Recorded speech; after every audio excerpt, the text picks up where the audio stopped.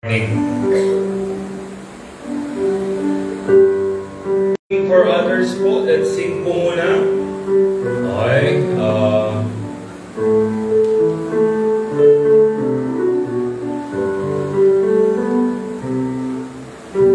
Let's sing More About Jesus. Page 10 po. Page 10. More About Jesus.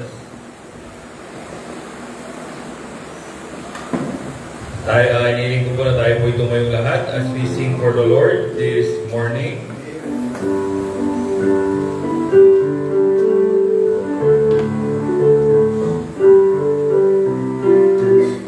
First stanza po, ready, sing.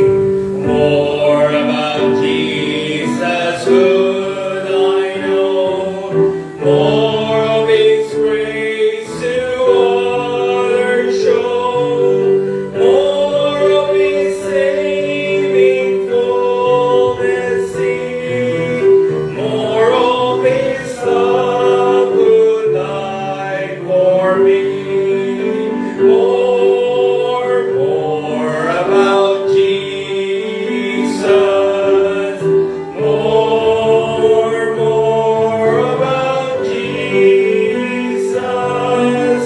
More of His saving fullness see, more of His love who died for me too. More about Jesus, let me learn.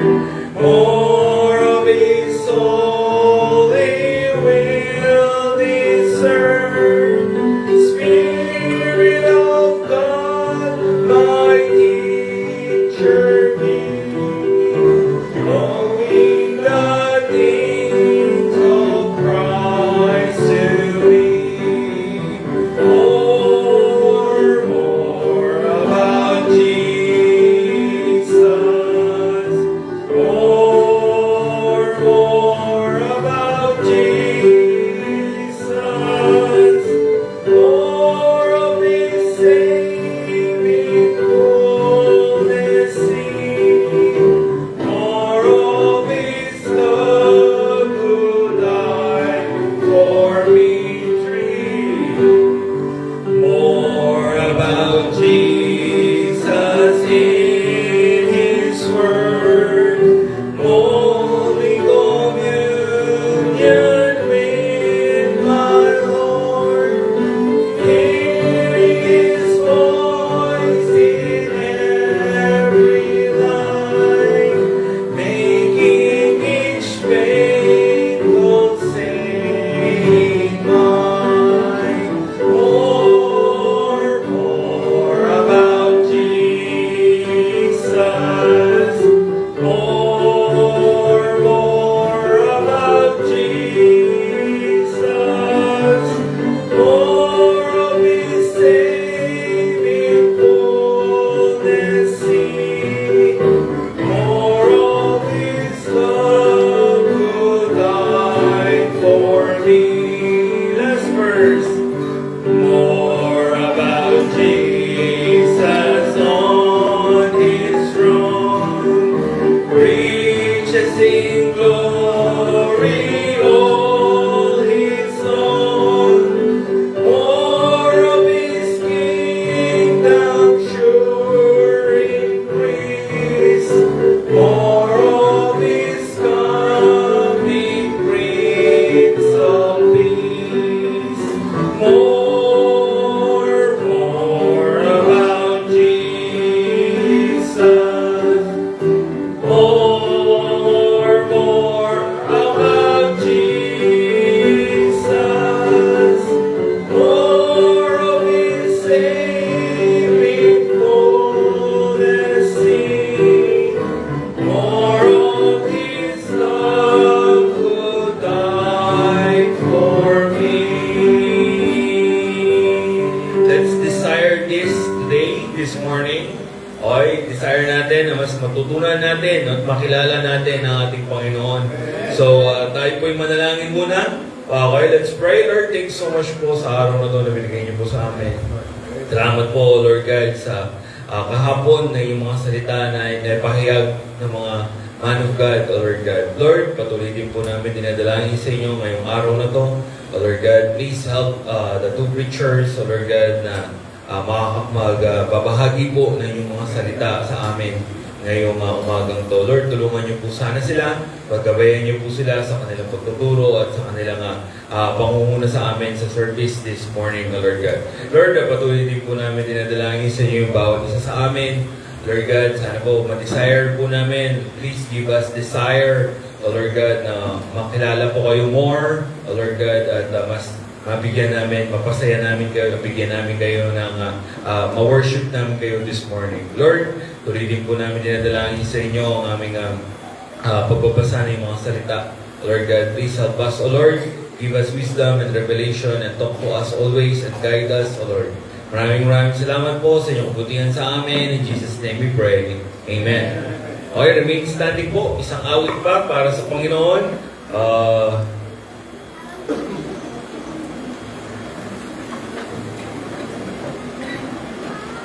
Page 2 po. Page 2. Okay. I am thine, O Lord.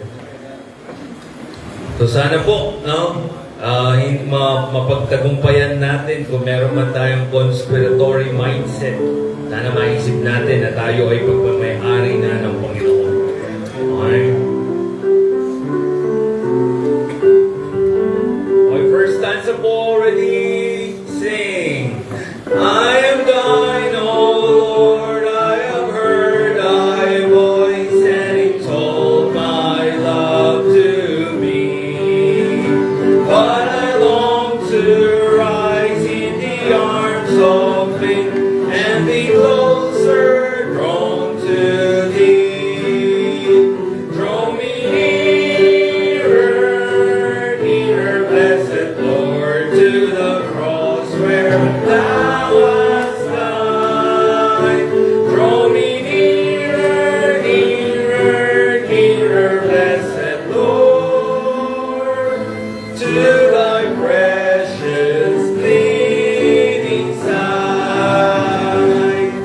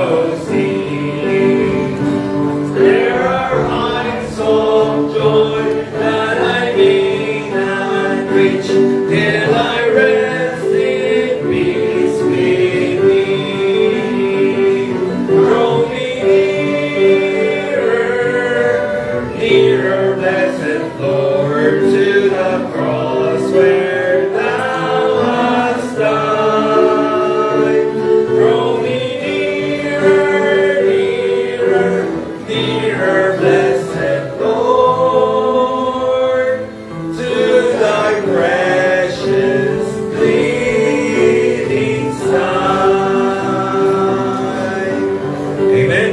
So, I would like to open our Bible po for our Bible reading this morning. Sa Jeremiah na po kami. So, ang church po namin ay mayroong Bible reading at nasa Jeremiah chapter 50 na po kami. So, sabayan niyo po kami or samahan niyo po kami sa pagbabasa ng salita ng Diyos this morning. Okay? Jeremiah chapter 50.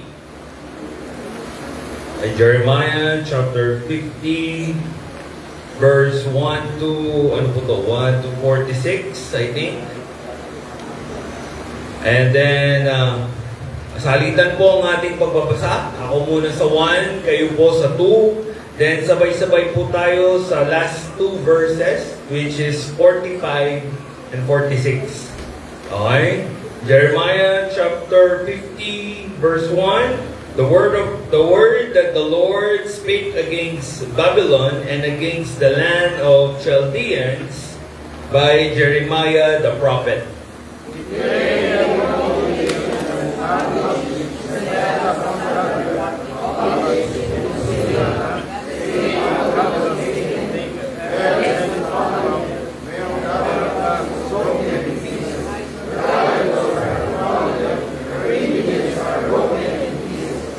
Verse 3, For out of the north there came up a nation against her, which shall make her land desolate, and none shall dwell therein. They shall remove, they shall be depart, both man and beast.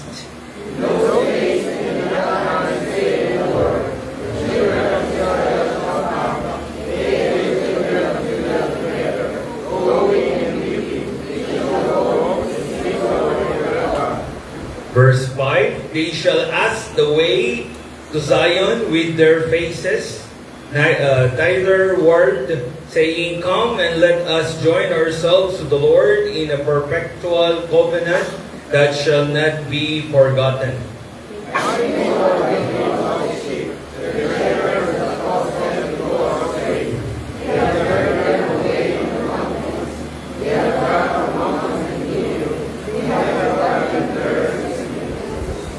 Verse 7, All that found them have devoured them, and their adversaries said, We offend not, because they have sinned against the Lord, the habitation of justice, even the Lord, the hope of their fathers.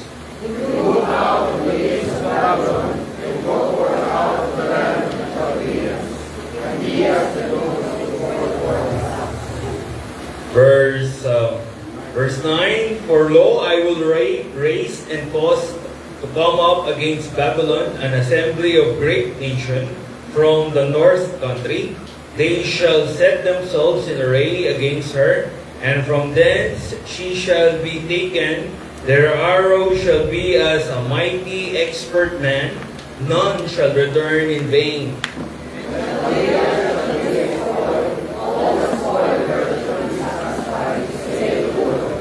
Verse 11, Because ye were glad, because ye rejoice, O ye destroyers of mine heritage, because ye are grown fat as the heifer at grass, and bellow as bulls.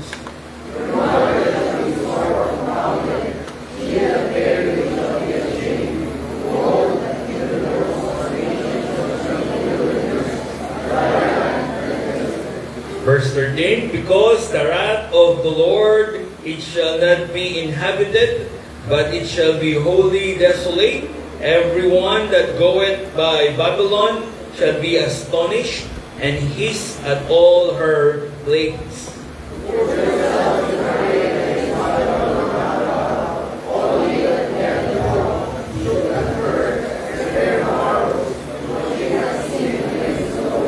Verse 15, Shout against her round about. She had given her hand, her foundation are fallen, her walls are thrown down, for it is the vengeance of the Lord. Take vengeance upon her, as she had done, do unto her.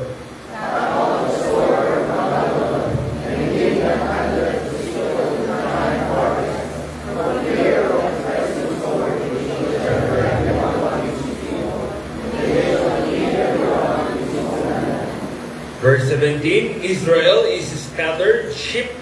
The lion have driven him away.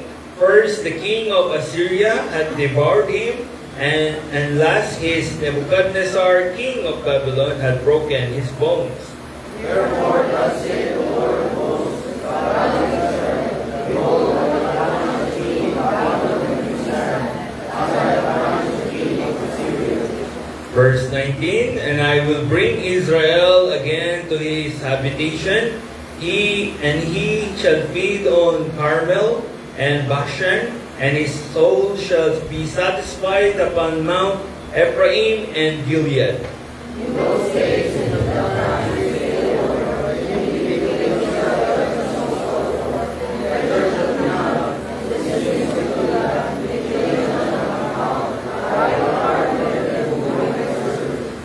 Verse 21, go up against the land of Marataim, even against it, and against the inhabitants of Pekod, waste and utterly destroy them after them, saith the Lord, and do according to all that I have commanded thee. Verse 23, how is the hammer of the whole earth cut asunder and broken? How is Babylon became a desolation among the nations?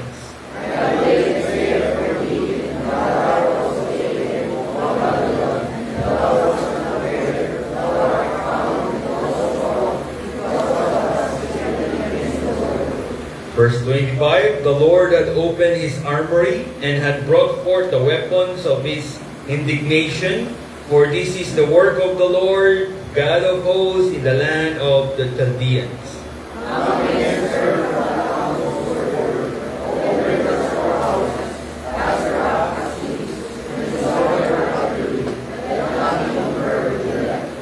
Verse 27, slay all her bullocks, let them go down to the slaughter.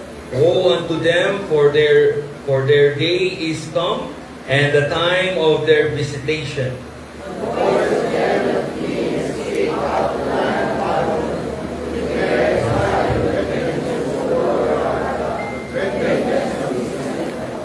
Verse 29, call together the archers against Babylon, all ye that bend the bow, come against it round about. Let none thereof escape. Recompense her according to her work, according to all that she hath done. Do unto her, for she hath been proud against the Lord, against the Holy One of Israel. Therefore shall her young men fall in the streets, and all her men who are Verse 31, behold, I am against thee, O thou most proud, saith the Lord, God of hosts, for thy day is come, and the time that I will visit thee.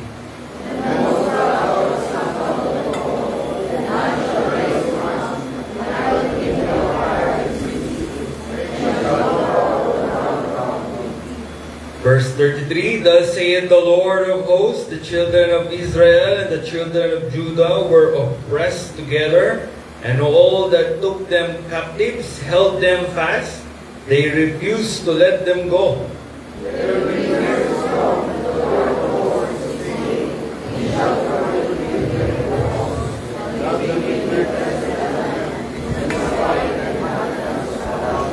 Verse 35, a sword is upon the Chaldeans, saith the Lord, and upon the inhabitants of Babylon, and upon her princes, and upon her wise men. A sword is upon her liars, and they shall show. A sword is upon her Verse 37, a sword is upon their horses, and upon their chariots, and upon all the mingled people, and that are in the midst of her, and they shall become a woman. A sword is upon her treasure, and they shall be robbed.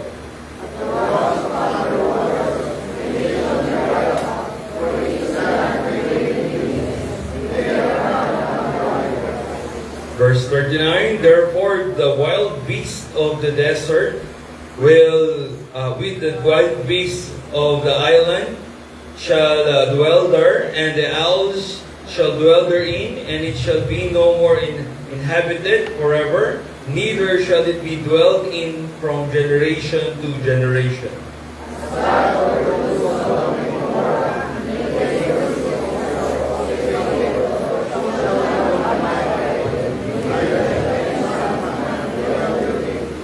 Verse 41, Behold, a people shall come from the north, and a great nation and many kings shall be raised up from the coast of the earth.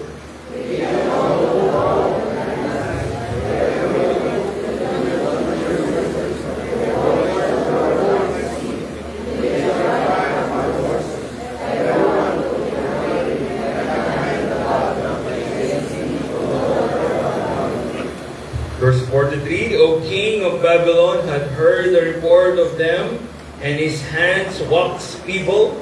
Anguish took hold of him, and pangs of a woman in travail.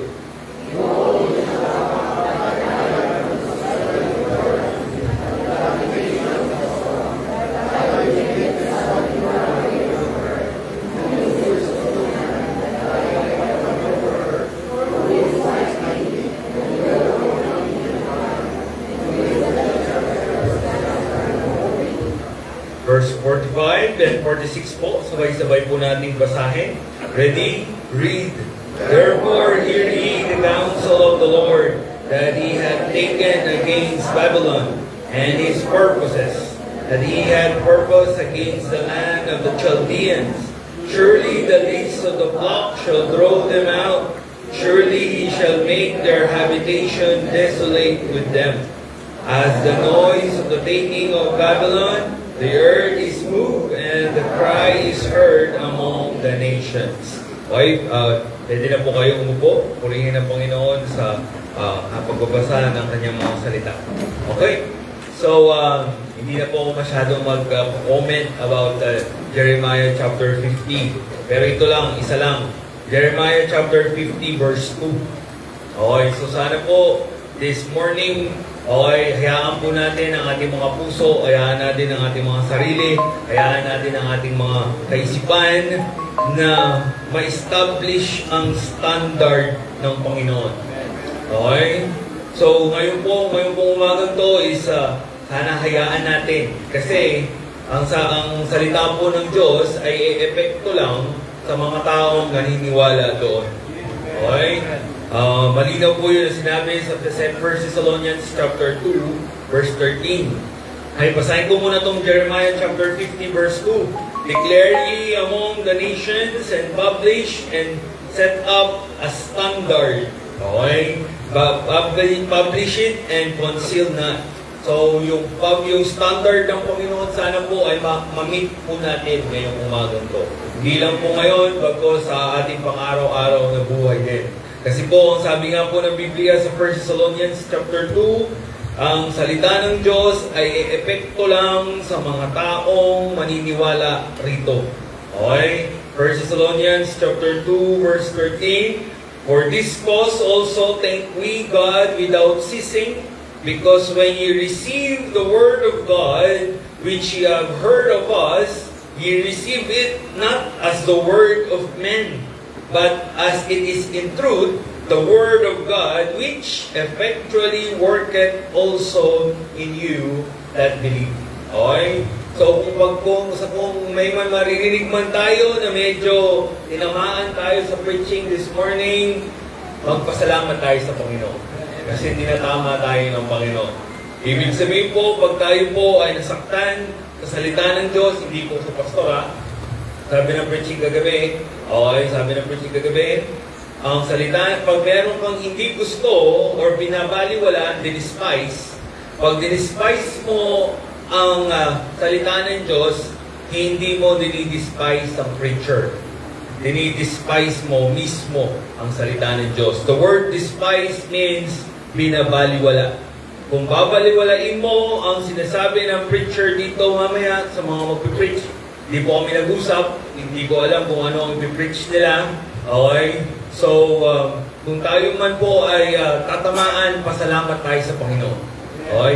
It's because yung standard natin ay hindi standard ng Panginoon. Doon tayo sa standard ng Panginoon. Ay, yun po ang makakabuti. para po sa atin. Okay?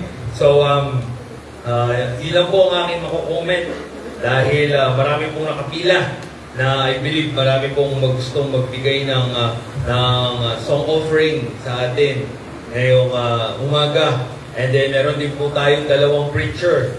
So, ihanda nyo na po ang inyong mga sarili. Sana binusog nyo ang inyong mga sarili dahil baka po umover tayo ng 12 o'clock.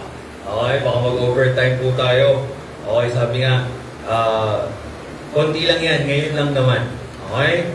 So, tawagin ko po muna yung nagsabi sa akin kaninang na magsa-song offering, Joy and Friends. Okay, tinatawag ko po sila Joy and Company at sila po ay awit para sa Panginoon.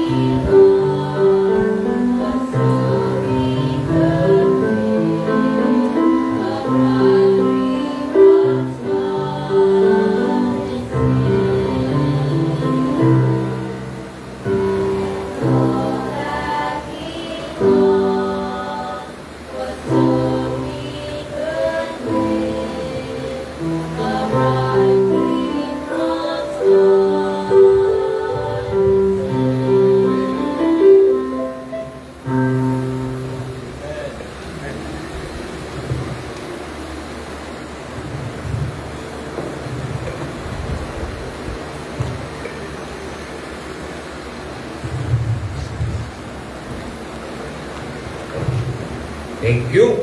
Meron ba po gustong umawit para sa Panginoon or mag-testify?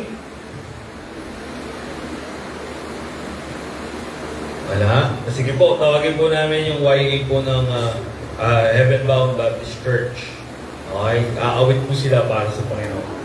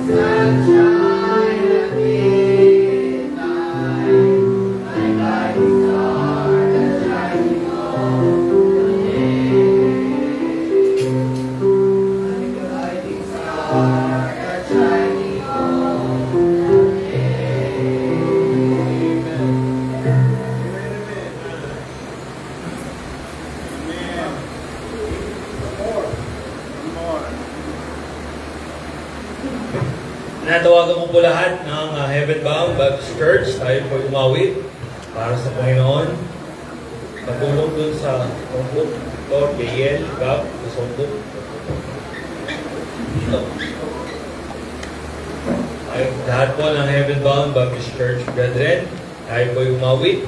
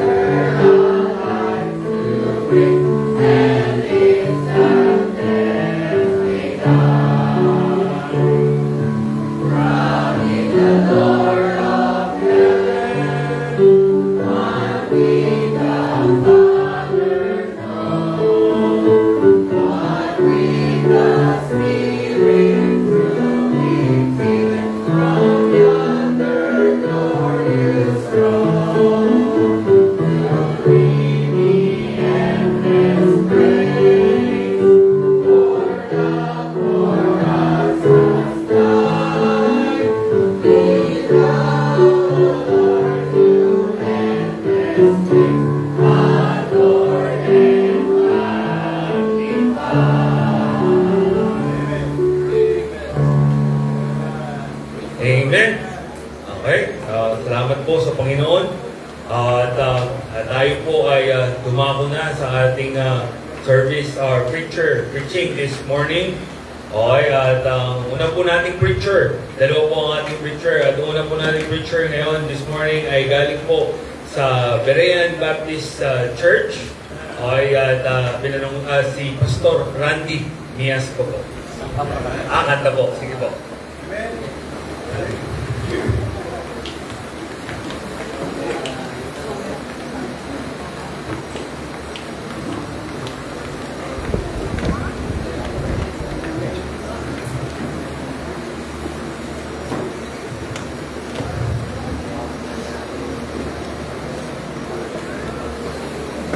Okay, magandang umaga po sa ating lahat.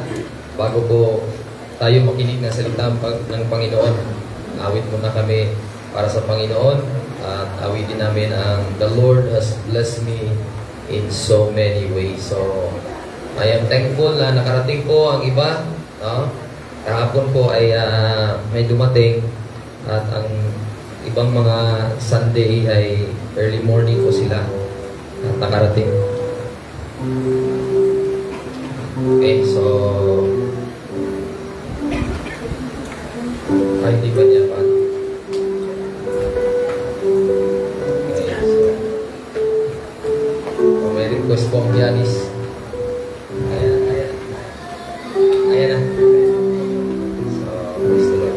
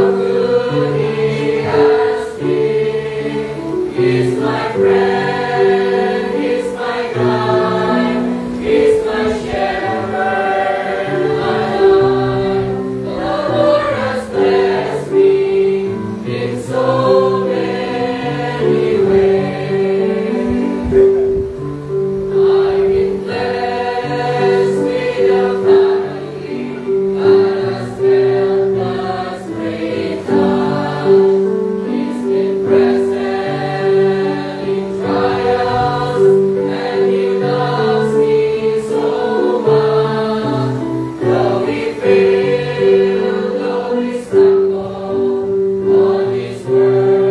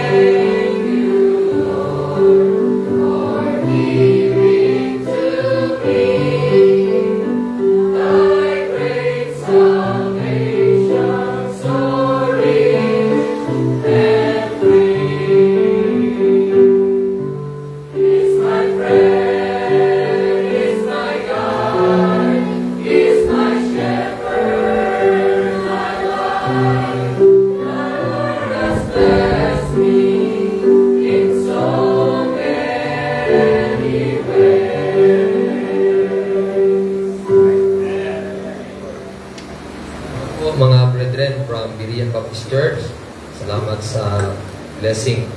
The greatest of all blessings is salvation. Amen? Praise God. So, isa sa mga napag-usapan kahapon, yung holiness, no? Morning preachers, afternoon preacher first. And second is doon sa mindset. No? And kung gabi ay Pastor Josiah at yung sanctification. So ngayon, I was tasked by the Lord that this word ay may preach po ang kanyang salita. Yun ang goal na tayo po ay nandito na mahalin natin ang Panginoon by our readiness to hear the Word of God. Gaya ng sinabi ni Pastor JM kanina. Congratulations pala Pastor JM sa inyong church. Of course, church ng Panginoon, flock ng Panginoon ito. Kayo po ang ipinalaga na magbantay, magmahal. At sabi nga niya, yung standard ng Panginoon, Jeremiah chapter 50. Thank you, Brother Joboy. Salamat. Ganda. Lord willing, no? Ating mga anak ay magamit para sa kanyang gawain. Okay, tayo yung magsitayo.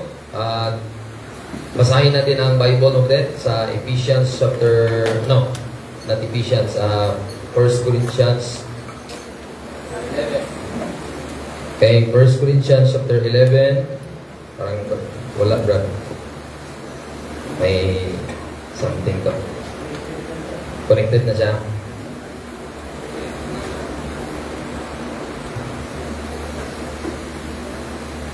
Sige, ayusin ni Brother.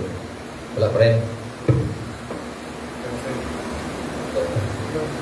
Yan. Di Brother Johnson, marunong nito. Okay, basahin natin ang ating verse. At pwede naman yung tutuloy natin yan para hindi tayo makasaya ng oras. 1 Corinthians chapter 11, verse number 3. Okay, 1 to 3 na lang para mas magandang sabayan natin ang hindi natin tanggalin ang chain of verses. Okay, nandiyan na po. Say amen. Okay.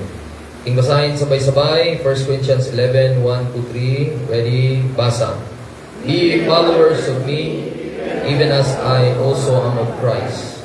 Now I praise you, brethren, that you remember me in all things, and keep the ordinances as I delivered them unto you. But I would have you know that the head of every man is Christ, and the head of the woman is the man, and the head of Christ is God. Okay, let us pray muna. Panginoon, salamat po sa aming nabasa. Tulungan niyo po ako, Panginoon, bilang lingkod niyo na ipangaral ang iyong salita na may kababaan ng loob at lahat ng makapakinig ay tanggapin din nila ang salita niyo na may gladness of heart at handa silang handa sabay kami na makinig sa standard niyo, yung sanina na Bible reading, at amin lang tanggapin ito sa buong puso at ikabubuti po sa amin bilang anak niyo. At at the application or at the end of the day ay ang mapuri kayo at mabigyan ng pasalamat at mapuri ang pangalan niyo, Panginoon. May salamat sa Heaven Bound Baptist Church sa kanilang pag-accommodate sa amin. Salamat sa generosity, sa pagkain ng handa. Salamat sa provision niyo po, Panginoon, lalo na sa mga brethren na nagbiyahe.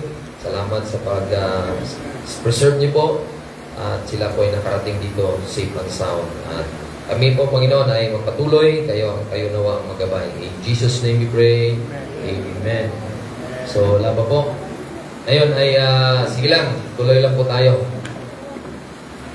So ngayon, ang verse nating binasa ay isa po sa nagkaroon ng tawag doon, emphasis ay yung ordinance na binigay ng Panginoon. Lahat ng ordinance na sinabi ni Paul sa Bible, lalo na sa Pauline Epistle, ay hindi po ito ipawalang bahala. Isa sa mga dineliver ni Apostle Paul ay yung preaching of the gospel. 1 Corinthians 15, look at. Kasi sinabi niya sa verse number 2 kanina I delivered them unto you. So bago sa lahat, unahin mo natin yung gospel preaching. 1 Corinthians 15, verse number 1 to 4. Moreover, brethren, I declare unto you the gospel, which I preach unto you, which also ye have received, and wherein you stand, by which also ye are saved, if you keep in memory what I preach unto you, unless ye have believed in vain. Notice verse 3, for I delivered unto you. So, marami siyang mga message na i-deliver sa mga tao na kaniyang pinuntahan. Isa na itong gospel preaching, no?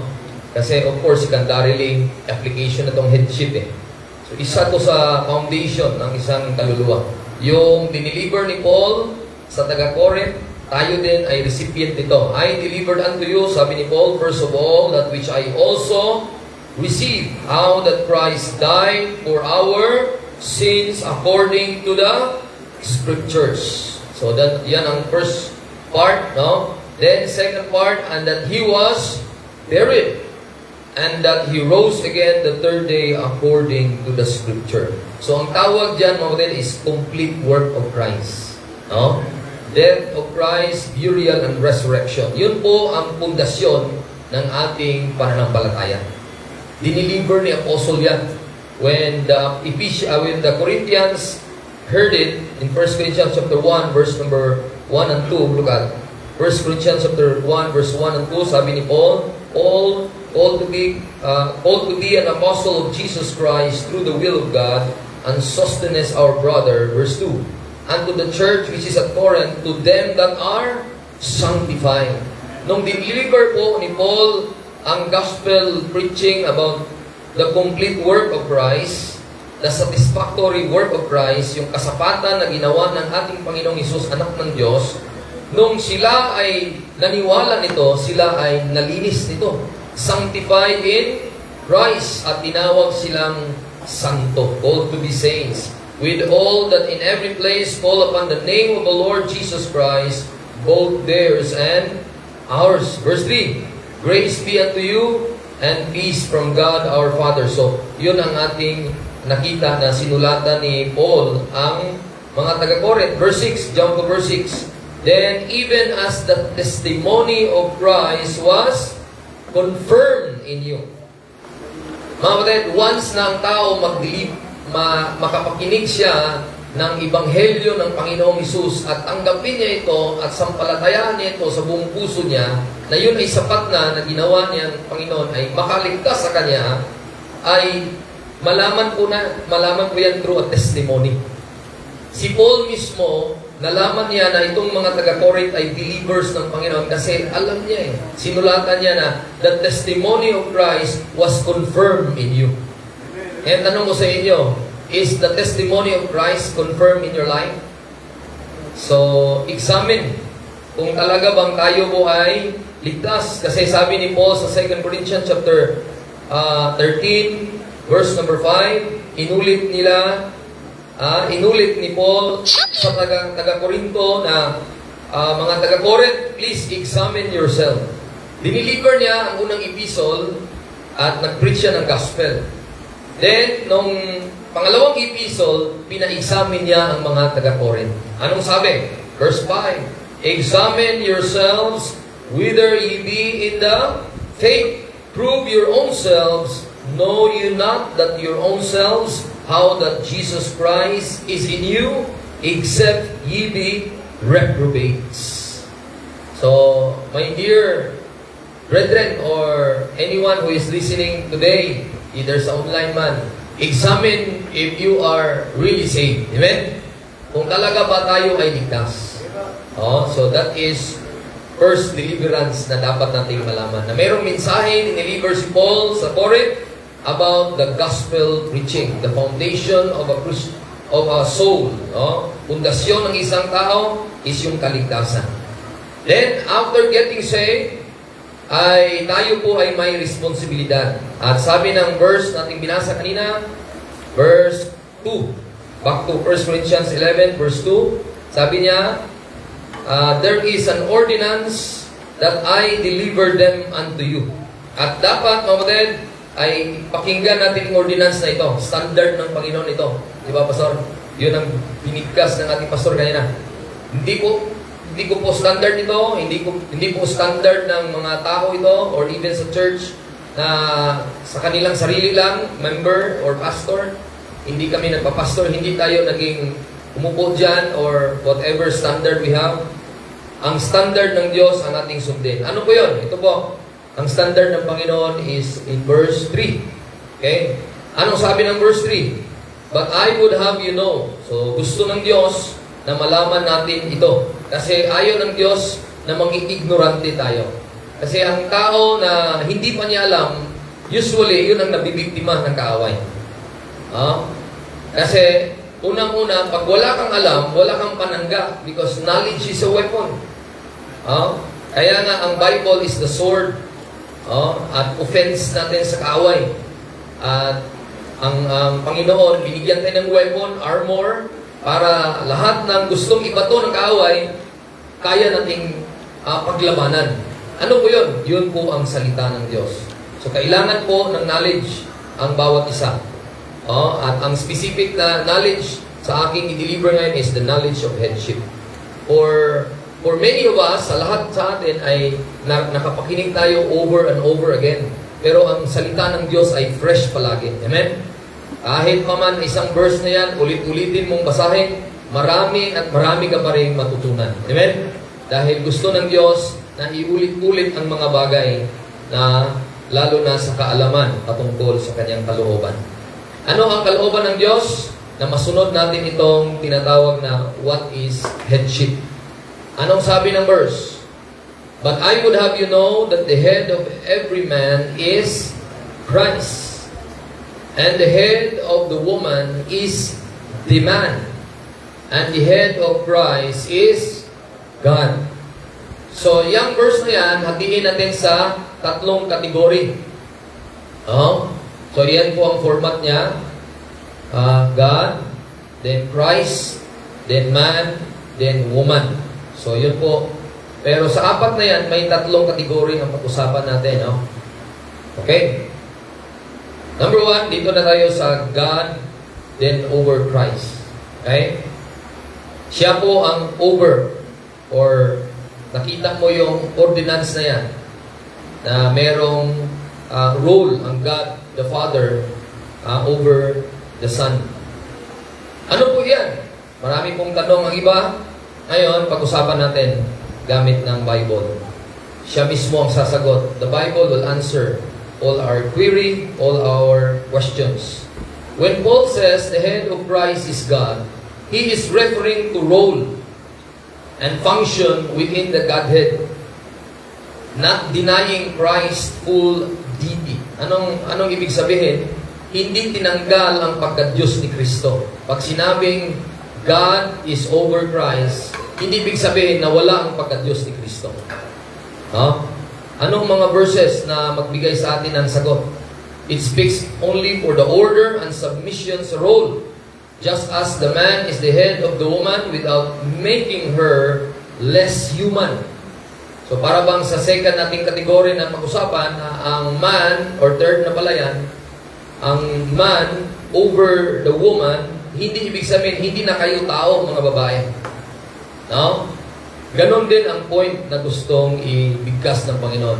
Na ang Ama ay over or head over Christ, and without making Him less God. Ibig sabihin, na-retain pa rin yung pagka-Diyos ni Kristo. Hindi nga dapat na nakawin Sabi ng Philippians 2, thought it not robbery to be equal with God. Hindi na kailangan nakawin kasi Diyos siya Bakit nakawin pa niyang maging Diyos siya? Katapat niya, nature niya, Diyos din. Isa lang sila sa Ama. So, pag sinabing God over Christ, hindi tinanggal ang pagka-Diyos ni Kristo. Ang pinag-usapan lang is role and submission. At maraming verse na magpapatunay nun. Then, there are scripture references showing the Father's headship over Christ. Like this, John 4:34. Anong sabi ng Bible? My meat is to do the will of Him that sent me and to finish His work. So, merong pinagtrabaho or ginagawa si Kristo dahil pinadala siya ng Ama. And He is submitting to the will of His Father. Yun ang goal natin, to be a Christian is to be like Christ's character. Sumusunod kung ano ang sinabi ng Diyos. Kaya tinawag tayo yung Christian. We call it, we are following Christ. Pero hindi naman tayo sumusunod sa will ng Panginoon. So siya yung nagbigay ng example sa atin. He is following the Father's commandment. Next verse, John 5, verse number 30. Anong sabi ng Bible?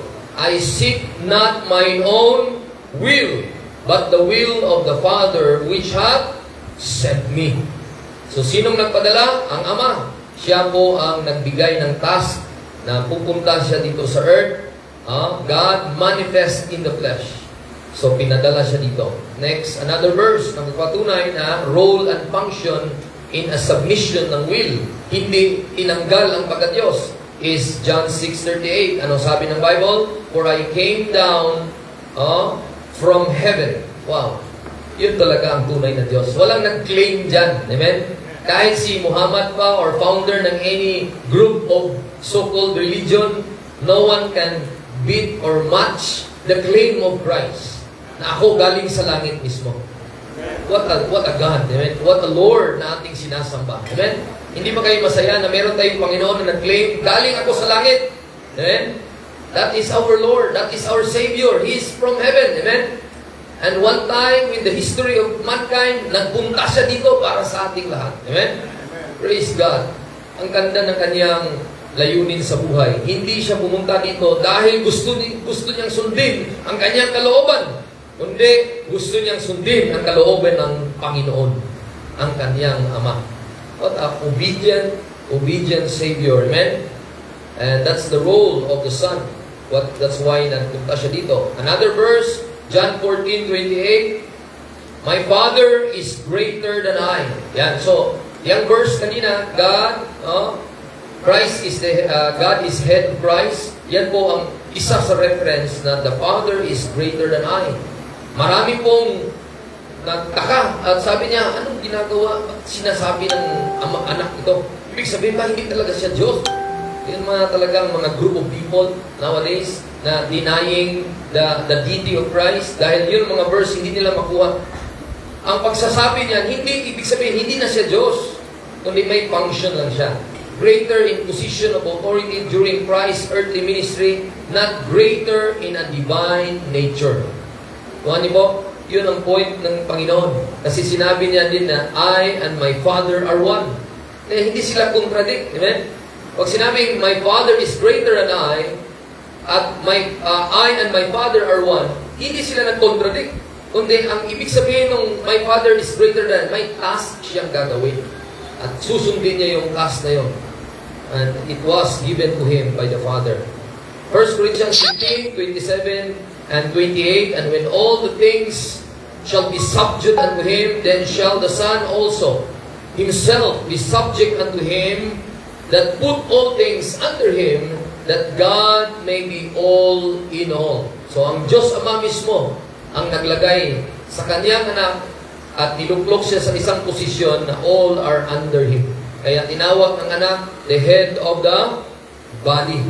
So, the head of all principality and power, at wala pong makaagaw niyan. Kasi ang Diyos Ama ang naglagay po na posisyon na yan. And John 1:1, in the beginning was the Word, and the Word was with God, and the Word was God. So, in that verse 14, the Word was made flesh and dwelt among us. So, pag sinabing Christ, no? God is over Christ, hindi tinanggal ang pagka-Diyos ni Kristo, at hindi siya less God, kasi klaro naman ang Bible na siya talaga ay eternal Word. No? Ayan po ang title ng Son. 1 John 5:7, anong sabi ng Bible? For there are three that bear record in heaven, the Father, the Word, and the Holy Ghost. These three are one. Yung eternal title of Christ is the Word. At ang kanyang human title is Jesus. Nung nireveal ng Panginoon na siya ay makatawang tao. Let's proceed. Makita natin ang John 10:30. Sinabi ko ito yung reference. I and my Father are one. What a God. Amen? Siya talaga ay Diyos. Amen? We have a God that is our Savior. And Colossians 2:9, sa kay Kristo ay nananahan lahat ng fullness of the Godhead bodily. So may history sa tao na naglalakad ng Diyos bodily. Grabe ang tao pagka i-deny mo yan. You're denying that powerful message. Kaya nga ang tawag sa Bible doon, Antikristo ka. Antikristo or Antichrist sa mga taong hindi naniwala na may Diyos nag-manifest sa flesh. Antikristo yan. Grabe. So, ang mundong ito, ang ating ginagalawan, hindi basta-basta na pakipagdigma ito. This is a war between mindset. Kasi maraming tao na ayaw talaga sa ating mga tinuturo. Ayaw at mayaman pa nga sila sa atin. Di ba? Grabe ang kanilang material na mga bagay. Pero hindi tayo nagbasihanan sa material. Nagbasihan tayo sa katotohanan. Amen? Meron tayong katotohanan na Biblia at dinadala na nito at sinisigaw what the Bible says. Amen? That God, Christ, ay nananahan sa Kanya ang Godhead bodily. And hindi ibig sabihin na nananahan sa Kanya bodily, ang logic ng mga iba, wala ng Diyos doon. Nandito na pala siya. Ibig sabihin ba, ang Diyos mo ay limited in location. Yun ang sabi nila. God is everywhere. God is almighty. God is omnipresent, omniscient. Yun po ang Diyos natin ulit. Kaya nakakatakot din yun ulit. Kasi kung ikaw lang mag-isa, lalo na mga young people, para bang ang Diyos mo pinako sa isang cross? Na para bang, Panginoon, diyan ka lang ha, huwag kang gagalaw. May ginagawa lang ako dito. Ang Panginoon ay kaya niyang tingnan ka kahit saan at anong ginagawa mo. Even sa iyong thoughts, alam niya yun. Alam niya. Kaya, kailangan po nating inamnam yon, isipin yon, dahil kung aware tayo doon, alam natin, sabi nga ng Bible, he that nameth the name of Christ, depart from iniquity. Ibig sabihin, seryoso pag sinabing alam ng Diyos ang lahat. Seryoso po yun, Model. Hindi biro po yun, Model, no? Next verse 8, anong sabi? Basa? But unto the Son, He saith, Thy throne, O God, is forever and ever. Sino po ang nagdeklara? Yung Ama mismo. Dineklara niya mismo sa kanyang anak, may trono ko. Ang trono mo, O Diyos. So, they are declaring one to another. Ang anak, he is acknowledging na ang ama niya, of course, greater and my will. Ang ama din, he is also declaring the Son as God. So, ganun katindi ang verse mo din. The Bible can tell you, the proof itself, lahat ng question ng tao. Problema lang ng tao ay may, ano tawag doon, confirmation bias. Meron ng preconceived idea, no, hindi ko ako naniwala ng Bible nyo. Kaya maraming tao na pwede mong i-win sa Panginoon sana, pero ang Bible nila iba, hindi sila, alam mo na, huwag yan King James. Kasi alam nila nandun na lahat ng mga sagot. Ayaw nila yan. Kaya God the Father declared the Son as God. May throne po siya. In summary of the first point natin, it shows God's divine order, not Christ's inferiority. The Father leads, the Son submits, but both are equal in deity and glory. And the second point sa ating summary, it reveals Christ's obedience in redemption.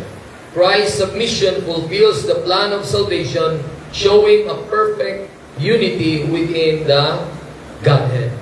So pag sinabing God is over Christ, ano nga yung summary? Mabilis lang, hindi tinanggal ang pagka-Diyos niya. Bagkus meron siyang task, meron siyang gagawin dito sa lupa, at yun po ang ginawa na niya. Bumalik na nga siya doon. Amen? At ngayon, ang Holy Ghost ay nag-descend, at tayo na ngayon ay ginagabayan. Of course, the Holy Ghost, siya po ang third person of the Godhead. Second point ng ating pag-usapan is Christ over man. Okay? Anong ibig sabihin ng headship ng Christ over man? Okay? Anong sabi ng Bible? Okay? Because man was created first. Privilege po yun ng mga lalaki. And is given the responsibility of leadership and accountability before God. Ang sabi ng Bible, the Lord God formed man of the dust of the ground in verse 7, and He breathed into his nostril the breath of life, and man became a living soul. So si Adam ang pangalan nun. Si Adan at si Adam sa English.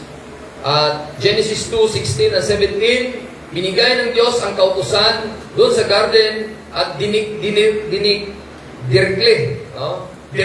Yan pala, hinanap ko. Wala pa po si Eva noon, ang verse 16 and 17. Kung mabasahin niyo yun, puntahan niyo yung 16 and 17, anong sabi na nun? Commandment po yun, utos ng Diyos. Basahin niyo po, Genesis 2:16 and 17. And the Lord God commanded the man. So wala pa si woman dyan. And saying, of every tree of the garden thou mayest freely eat. Verse 17. But of the tree of the knowledge of good and evil thou shalt not eat of it. For in the day that thou eatest thereof, thou shalt surely die.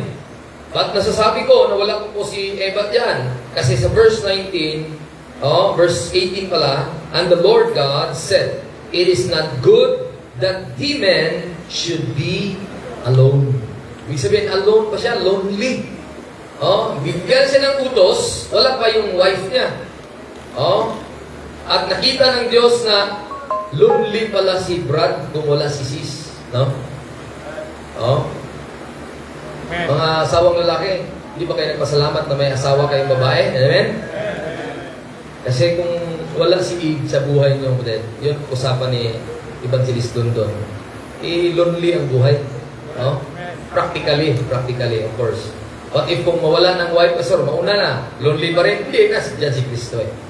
Life is full. Life is complete in Christ. Amen? Pero iba, practicality talaga ang day-to-day na may kasama ang isang tao. Amen? And God is giving you wisdom. Kaya mga lalaki, na talagang ano bang dahilan kayo na kayo ay nakaaral at one day magkaroon kayo ng hanap buhay. Bakit? One day magkaroon kayo ng pamilya. Will ng Panginoon na tayo mabuo ng pamilya. Kaya pinag-usapan natin ito. This is God's will na malaman natin ang Christ headship over the man. Second point. At sabi ng Romans 5 verse 12, pumasok ang kasalanan na dahil kay Adan. At dito, binigyan ng responsibilidad si Adan over mankind. At makita natin so Christ is the head of man means that men ay directly accountable to God for His leadership and obedience and responsibility sa bahay, sa church, and before God. Kaya hindi naniwala tayo ng pastora. Dahil consistent po ang Bible. Pag sinabing ang lalaki ay head sa home, siya din ang head at leader na magiging manguna sa church. Hindi pwede na magkaiba sila. Kasi binigyan siya ng task. Pero anong ibig sabihin ng Christ over the man? Why not say Christ over the head of the man and the woman? Bakit meron talagang binigyan ng kategory? Pwede namang i-shortcut agad tapos na. Kailangan i-discuss pa rin ng Bible, ordinance pa rin, ang detail. In salvation, Christ is indeed the head, both men and women. In Galatians 3:28, klaro po, in a statement na hindi na lalaki, hindi na babae, kasi isa na tayo kay Kristo. Wala nang distinction sa katawan ni Kristo. Lalaki at babae, isa na tayo kay Kristo.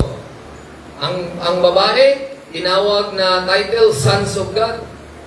Ibig sabihin, lahat tayo, Sons of God, by virtue ng ginawa ni Kristo, at nagkaroon tayo ng unity in Christ. So, kaya kailangan talaga na ilagay lang ng ordinance, Christ is the head of the man. Kasi sa salvation, iba kasi ang pinag-usapan pag salvation. Na siya ay over all in all, lalaki at babae, under tayo kay Kristo. Pero pag sinabing Christ over the man, is another explanation to that is, but in the context of authority and order, merong ibinigay na role pa rin ng Panginoong doon kay Kristo sa lalaki. Paul is dealing with roles in creation, family, and church life. That's why he says, the head of the woman is the man. Now, why not say Christ is the head of the man and the woman? At sabi niya, because the God, ang Diyos natin ay dinisenyo na ang man is to lead the woman and to follow in that order. Anong order? The head is the husband over his wife, even as Christ is the head of the church and he is the Savior of the body. Ephesians 5 verse 23. Another in support verse to that, or truth, is God, Christ, man and woman. This shows God's order in creation, not a denial of Christ's authority over all. So, pag sinabing Christ over the man, siya ang head ng lalaki, hindi ibig sabihin, hindi na siya head ng babae. Kasi sa overall, siya talaga ay Savior of all men. So, in summarize sa point na yan, Christ is the head of the man because man was given the primary responsibility and leadership by God. And second point, the man is the head of the woman in terms of role and order. But both are under Christ in salvation. Pag sinabing Christ over the man, binigyan lang siya ng emphasis na ang lalaki ay magiging paghugutan po niya ng katotohanan ito sa itong second category doon sa third na ating pag-usapan. Kasi kung wala yung Christ headship over the man, walang paghugutan po yung lalaki na example. How Christ leading the man of the home. Okay, the third, dito na tayo sa man over the woman. Okay. Ang sabi ng Bible, why is the man the head of the woman? Yan po ang overture. Number 1, siya po ang unang nilikha. Unang Timoteo, 1 Timothy 2:13, sinabi ng Bible dyan, for Adam was first formed, then Eve. So yun ang privilege na sabi ng Bible, wala pong makapag-deny dyan. Kahit ano bang sinong mag-explain, very clear. Sabi ng preacher nung kahapon, hindi na kailangan ng Hebrew, hindi na kailangan ng Greek. Klaro po na ang unang ginawa, lalaki. The man was made first, then the woman was made for him. Next verse, bakit po na man is over the woman? Na made, sabi ng Bible, ang purpose talaga, bakit ginawa ang woman, ito po yun, para sa lalaki. Not the way around. Ulitin ko po, baka kayo po ay mag-welcome mga babae mamaya, no? Ulitin ko hinahin ko para makuha niyo. Ginawa si Adan para kay Kristo. Kaya Christ over man. Ginawa si Adan para sa Panginoon. Okay? Ito namang babae, ginawa para kay Adan. Not the way around. Hindi yung si Adan, ginawa. Tapos, sa isip ng Panginoon, Adan, wait ka lang ha. Nandyan ka naman, gagawin kita para kay Eva. Hindi yon. Talagang ginawa si Eva para kay Adan. Anong verse, Pastor? Claro. Pakibasa, 1 Corinthians 11:9. Walang makapagpwedeng baliin na formula ng Diyos yan. Ano sabi? Neither was the man, neither. Ano yung neither? It's a negative, not. Ibig sabihin, hindi ginawa.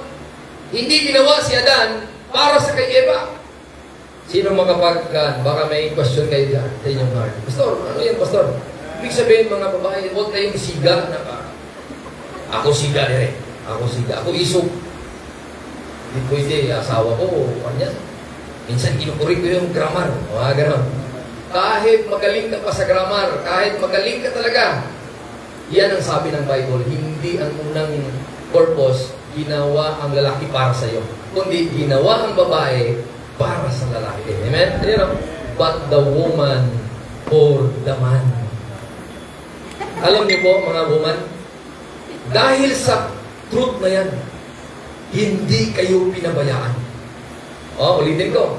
Dahil sa katotohanan na yan, hindi kayo pinabayaan. Bakit? Ginawa kayo para sa isang head. Una, nung isinilang kayo sa isang pamilya, of course, laking tuwa ng iyong mama. Kasi pagka ikaw ay nasilang at babae, nalaman naman na, ngayon, uso na ngayon, mga ultrasound. Of course, nalaman na, uy, babae ang anak ko. Of course, wala nang magawa doon, argue, kamukha ng mama yun. Para masaya na lahat. Okay, lalabas na. Paglabas, din. Sino ang magbabantay sa kanya? Yung head niya. Meron na siyang protector agad. Of course, given na yung mother, protector yun eh. Pero yung headship, binigay na, given na buhay pa ang ama. Protected na agad. Nagbigay na siya ng proteksyon. Ganon ka palangga ng Panginoon, ganon ka caring ng Panginoon sa mga babae. Kasi yun nga eh, binawa kayo para doon sa lalaki. Pagdating ng panahon nung lumaki na kayo, of course, piniprepare kayo ng magulang nyo na maging godly wife someday. Anong nangyari? Ipasa din muli ang protection doon sa husband. Hindi kayo pinabayaan na walang protection. Paano, Pastor? Pagpalo na, wala ng protection, pero ang Diyos directly, of course. No? Kasi dumaan na kayo sa isang manifestation ng protection. Kasi for how many years kayo nagsama ng husband nyo, hindi kayo pinabayaan. Kaya nga may church. Ibang topic yun. Ang isang babae na wala ng husband, may church na mag-care. Kaya doon papasok si pastor na mag-lead sa church, na protektaran yung widows. At sabi niya, mga brothers and sisters, lalo na kung wala talagang kakayanan yung widow na yon, walang anak na nagtrabaho, walang kakayanan ng mga pamangkin, walang na talaga. So, kukupin ni church. Aalagaan ni church. May qualification din yon. Yung widow na yon, meron siyang sinabi. So, ibig sabihin yung mga babae, hindi kayo pinabayaan, amen? Hindi kayo papabayaan. Kaya, just be thankful na kayo ay tinawag na helpmeet for Adam. Amen? Helpmeet for Adam. Genesis 2:18. Anong sabi ng Bible? Genesis 2 verse 18. Pakisabang niyo po. Genesis 2 verse 18. And the Lord God said, it is not good that the man should be alone. I will make him an helpmeet for him. Kaya very clear over there. Ibig sabihin ay hindi katulong, kundi suited kayo na yan ay talaga Eva not reserved ng Panginoon para sa kay Adan. Brother Dondon, Ibaldes dito na mag-explain yan. Okay, number 3. Number 3, accountability given to Adam. That's number 3. Una, ginawa ang lalaki. Pangalawa, pakita natin yung ang babae ginawa para sa lalaki. Ngayon, ang accountability. Pag sinabing man is over the woman, may accountability yun. Hindi mag-less human, Klaro yung point kanina, di ba? Pag sinabing ang lalaki over sa babae, hindi tinanggal ang pagkatao niyo. Kaya, in connection yun sa God over Christ. Na God pa rin si Kristo. Pero may accountability ang pinag-usapan. When sin entered, even though Eve ate first, God called Adam in Genesis 3:9 and held him responsible. This shows headship means accountability before God. That's the number 3 reason. Number 4, picture of Christ po ang lalaki. Ang church, picture ng wife. Verse 23, for the husband is the head of the wife, even as Christ is the head of the church. Marriage is designed to reflect the relationship between Christ, the loving head, and the church in a loving submission. Ephesians 5, verse 23. Yan po ang number 4 points. Okay? In summary of that, why not mention the head of his family? Hindi sinabing man is the head of his family. Wala doon sa ordinance. Kasi given na po yun kasi modern. Sabi ng 1 Corinthians 11:3, hindi po pinokos po yung man-woman relation, especially in the context of marriage and public worship. Focusing on pala. Hindi po yung children are under authority. Kasi given na yon na yung ama ay nag-lead sa kanyang tahanan at lahat ng mga sinakop nito ay magpasailalim. But headship in marriage is specific. Pag sinabing 1 Corinthians 11:3, marriage ang pinag-usapan doon. Man is over the woman. Kaya maraming verses kailangan i-compare ko lang. Hindi sila nag-contradict, mga kapatid. God is true when He said that. So, the scripture says a broader, shows a broader picture. Ito yung broader picture. Husband is over the woman, the wife. Ephesians 5:23. Then, ang leadership na naman ng parents, of course, both father and mother, over the children. Sons and daughters. Ephesians 6:1, Colossians 3:20. Father holds primarily accountable to lead the home. In Genesis 18, verse 19. So, siya yung first commander-in-chief. Then, ang second in line, kung mawala na ang husband, siya ang mauna. The second command being the parent. Kaya nga, children, obey your parents. Plural talaga yon. Kaya, God is taking care. Pero sino nangunguna sa parents? Verse 19 of Genesis chapter 18, for I know him that he will command his children. So, sino pinag-usapan? Si Abraham. And his household after him, and they shall keep the way of the Lord to do justice and judgment, that the Lord may bring upon Abraham that which he hath spoken of him. Kaya pag sinabing mga principle about family, principle about marriage, lahat ng verse sa Bible, ang tawag yan ay pan-dispensation. Amen. Amen. Yun po ang dapat nating malaman. Kasi marami kasing pumalat ngayon without quoting na sa mga issue na very important. Nagpapasabog na lang sila sa social media ng walang connected sa family. Alam mo yung gano'n? Para bang show of wisdom, a show of knowledge na sila ay ganito, magaling ako kasi hindi lang na-prove. Then what about our family? Amen? What about our marriages? Yun ang dapat pag-usapan eh. Amen? Very important task ng isang husband over. In summary, headship is based on God's original design in creation. Not culture, not tradition. Kasi may ibang mga nation, Philippines is popular. Anong tawag sa atin? Mama Mia. Mama Maria. At pag sinabing mga historical background natin, ay si Mama ang grabe ang sigaw. Junior! Uwi ka na! Mga ganon. Mga sigaw ni Mama sa mga probinsya ng mga paalala natin. Sa kultura, hindi tayo mag-base doon. Kahit minsan ganon, ang head pa rin model ay ang tatay, ang husband. Amen? Biblical headship means the man leads in love and the woman follows in honor. And that is reflecting Christ's love over the church. Yan po, tapos na po ang third category. Sana po ay may napulot kayo sa tatlo na area yon. God over Christ, man over Christ over the man, and man over the woman. Ano ang pinag-usapan? Mga role and function lang po yun. At very important na malaman natin ito. Ngayon, i-integrate natin itong mga principle pa na connected doon sa man over the woman. Ang tawag na nilagay ko, more principles. Dadagdagan pa natin yan. Ididiin pa na ang third point natin. Number 1, male headship before the fall. Nung hindi pa nagkasala po, ang history ng headship ay ganito po ang pagkalinya nito. Nung wala pa nagkasala si Adan, may utos na. Yung 16 na nabasa natin kanina, inutos na yan. Next, number 2, Male headship during the temptation.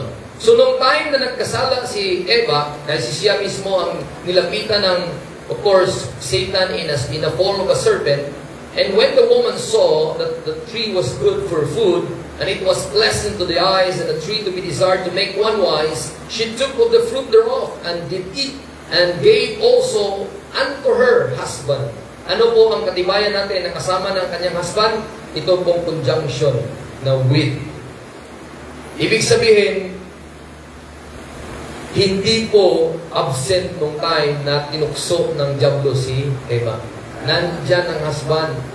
Alam ang ginawa ni husband? Hindi ko alam kung nagsiselfon lang ba. Hindi ko alam kung nanonood ba lang ng GMA. Hindi ko alam kung busy lang sa kanyang, alam mo mga whatever busyness of the husband. Nalingat ba? Kumbaga, Tagalog ba yun? Nalingat? Oo. Sa Bisaya kasi nalipat. Nalingat ang husband. Kinausap na pala ng tukso yung kanyang wife.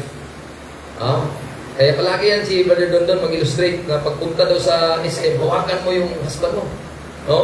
Kahit baka ano nang pupulugin, magbibiro yung wife ko. Hindi, ikaw ang hawakan ko. Kasi baka ako sabi sabihin doon, yun na yung tinatawag na bantayan. We will watch one another. No? Hindi sabihin, ikaw ahead. Correct ka na lahat palagi. Amen? Yun ang point. So, ang point dito, nandyan po ang lalaki, si Adan, kasama ng tukso. At hindi lang niya sinita yung nanunukso kay Eva. Kaya mga husband, watchful tayo dahil sisitahin natin ang mindset. We care our wives, our partner, our what you call that, companion, na we help them by loving them and instructing them. Of course, vice versa po yun. And number 3, male headship. Anong nangyari nung nagkaroon ng kasalanan na? Meron ng tinatawag na ordinance of ruling. Bakit hindi sinabi ng Diyos ito nung nakasala or before nakasala si Adan? Ang isip kasi ni Eva, puros pure, puros good. Wala pong halong anything. Walang kasalanang pumasok ang mind ni Eva. Lahat ay pure. Walang kasalanan pa. Ngayon, alam na ng Diyos na malikot ang isip ng babae. Parang hindi nyo naawin sa mga mukha nyo. Mga babae, malikot ang isip ng mga babae. Malikot. Kaya, binabantayan na ang tagabantay husband. Sabi niya, ikaw ngayon, Adan, i-rule mo siya. Ayaw ng mga women's right ito. Mga women's liberation front. Ayaw nila yan. Pag mabasa nila yan, hindi ako maniwala dyan. Hindi yan uso. Ganon.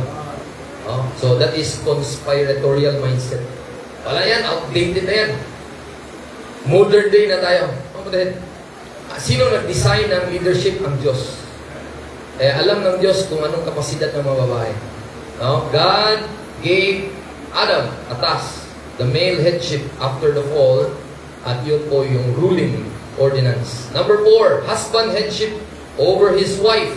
The husband is the head of the wife. Carried over na yan in our present kasi past dispensation Whatever, regardless of ages, Christ, husband is the head of the wife. Next, parents' headship over the children. Yan, sabi ng 1 Timothy 3:4-5. Ano sabi? One that ruleth well his own house, having his children in subjection with all gravity. Kaya ang pastor, mahirap. Dahil ikaw nga pastor, hindi mo kayang i-rule ang kayong pamamahay. Paano mo i-rule ang mga tao? Kaya very important content. Ngayon, ang tanong ko sa mga lalaki dito. Masama ba maging pastor? Hindi. Ibig sabihin, ang point ko na bakit ko tinanong ko is, Pastor, ikaw lang yan susundin mo lang yan. Ulitin ko mga lalaki dito. Lalo, mga Berean men. Ito, ikon ko muna. Masama ba na i-apply mo din ito to rule his own house? Parang hindi yan sa akin, Pastor. Parang sa'yo yan 1 Timothy 3 yan So, okay lang sa akin, Pastor, mag-absent. Kasi hindi naman yan sa akin. 1 Timothy 3, a man desire the office of a bishop. Hindi naman ako bishop, Pastor. I'm not using the office. Ulitin ko Ibig sabihin ba, pag sinabi ng Diyos yan, sa akin lang yan ma-apply? lahat ng lalaki. Amen? Bakit pag kayo mamatay na ako, sino magiging mabilis na lang? Kaya minsan ang mga tao selective. Para bang bulaklak, ito, he loves me not. No, ang Bible, para sa ating lahat. Amen? Hindi man ang pinag-usapan ikaw, kasi wala ka sa office sa bishop, pero para din sa iyo yun. Amen? Kasi one day, titingnan ng Panginoon, after nung mamatay na ang isang tao na naggumamit doon, kasi ang magpatuloy yung gawain, hindi yung tao, kasi hindi man forever ako, ay ikaw mismo ang papalit. Amen? Wala nang, kumbaga, wala na, Brother Jack, halimbawa, pag mamatay ako, si Brother Jack na lang, magpastor sa Birian. Tawas Brother Jack. Walang ganon, amen? Bakit? Ngayon pa lang, i-apply muna natin yan, amen? I-apply natin yan. Dahil kung hindi ma-apply natin, scarcity of people who will stand for the Lord. Maging scarcity na. Maghanap na naman tayo ng saan rin makahanap ng mga pastor sa atin. Amen? Kaya mga taga-heaven bound, ito si Brother Arnold. Dati kasi biniro namin. Tapos na si A. Ay, tawag. Baka may... Tapos na si A na Alan. Tapos na si Andy. Brad A. Cameron, Alan. Andy. Arnold naman. Sabi, Pastor, ayaw ko. Pero kung nakikinig ko si Arnold, kung hindi pa rin i-apply ito, what if kung si Pastor JM pupunta na sa langit, Brother Arnold? Amen? Susunod ka pa rin sa yapak or si Jeff? Asan si Jeff? So, ganun yung sabihin. I-apply natin ito. Amen? That is a good example na tayo ay sumusunod sa salita ng Diyos. Amen? And number 6, ang mga boss. Sino po ang mga may empleyado dito? Ang direktang pinag-usapan dyan ay yung mga boss. At lahat ng mga may sakop, may mga nagtatrabaho under you, ay tinawag na servants. So, sino ang nagtatrabaho dito? Of course, tinawag tayong lingkod or servants. Anong gagawin natin, mga servants? Obey in all things your master according to the flesh, not with eye service, as men pleaser, but in singleness of heart, fearing God. So, mga kapatid, kahit pa man ang iyong boss hindi pa Christian, hindi pa believer, matakot ka pa rin sa Panginoon. Huwag mo siyang sagot-sagutin, huwag mo bibigyan mo ng good testimony, makita mo ang Kristo sa buhay mo, at gagawin mo ang lahat, naisip mo para ma-please ang Panginoon. The real master is Christ. And whatsoever you do, ano sabi ng Bible? Do it heartily as to the Lord and not unto men. Kaya malaman ng mga boss, saan ka ba? Sino ka? Palagi mong kasama, ibang klaseng empleyado ka. Kasi siya ang boss mo, hindi pa siya believer. Pero napakitaan mo siya ng good testimony of Christ. At malaman nila na meron ka palang nasa iyo na wala sa kanila. Yun po ang opportunity na pwedeng mapangaral ang Panginoon. Amen? Kaya knowing that the Lord, tayo ay naglilingkod bilang empleyado, bibigyan ka rin ng reward. Receive the reward. Mga kapatid, bakit ka hindi gusto malate sa trabaho, Brad? At score sa school mo, updated. Di ba, Brother Ricky?